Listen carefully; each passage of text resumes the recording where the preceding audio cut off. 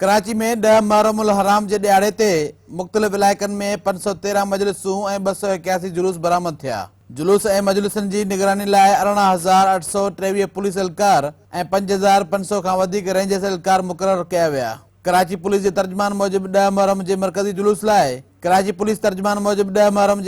जुलूस लाइ 10,368 ऑफिसर ऐं एहलकार मुक़रर कया विया, जॾहिं त RRF जूं 3 कंपनियूं SSU जे 90 स्नाइपर निशानेबाज़ ऐं 1000 ट्रैफिक पुलिस एहलकार ऐं 412 औरत पुलिस एहलकार ऐं कमांडोज़ मुक़रर कया विया। 10 मुहर्रम उल हराम जो मरकज़ी जुलूस नश्तर पार्क खां बरामद थियो, जंहिं जी हवाई निगरानी पिणु कई वई। सिंध जे वॾे वज़ीर मुराद अली शाह हवाई निगरानी कंदे जुलूस जो जाइज़ो पिणु वरितो। वॾे वज़ीर जे तर्जुमान मूजिब मुराद अली शाह फ़िज़ाई दौरे दौरान मुख़्तलिफ़ इलाइक़नि खां निकिरंदड़ नंढनि वॾनि जुलूसनि जो जाइज़ो पिणु वरितो। वॾे वज़ीर IG सिंध ऑफिस में मौजूद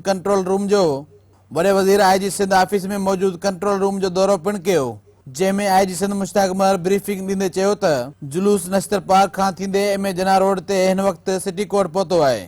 IG सिंध वॾे वज़ीर खे ॿुधायो त 300 कैमराऊं फिक्स कयूं वियूं आहिनि, जेके हिते मॉनिटरिंग कयूं वेंदियूं आहिनि। मरकज़ी जुलूस में हज़ारनि जी तादाद में आज़ादार शरीक हुआ, जंहिंमें औरतूं ऐं ॿारड़ा पिणु मौजूद हुआ, जेके सीना ज़नी ऐं या हुसैन जूं सदाऊं ॾींदे वॾे एतिराम अक़ीदत सां करबला जे शहीदनि खे भेटा पेश करे रहिया हुआ। मरकज़ी जुलूस पंहिंजी गुज़रगाहनि खां थींदे हुसैनिया ईरानिया खारादर नहर थियो। साथी रिपोर्टर बशीर संजरानी, अब्दुल खालिक मंगी ऐं कैमरा टीम वकार शेख, गुलाम मुस्तफ़ा रिंद, अरसलान अमन सां गॾु अब्दुल्ला सोलंकी, सिंध न्यूज़, कराची।